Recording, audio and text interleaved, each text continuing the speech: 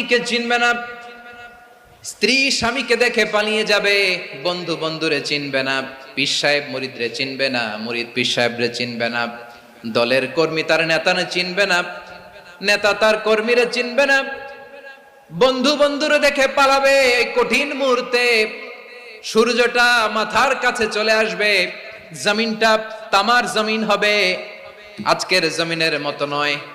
মানুষ ঘর্মাক্ত, ক্লান্ত, শ্রান্ত মাথার মগজগুলো কানের ছিদ্র আর নাকের ছিদ্র দিয়ে বেয়ে বেয়ে পড়বে।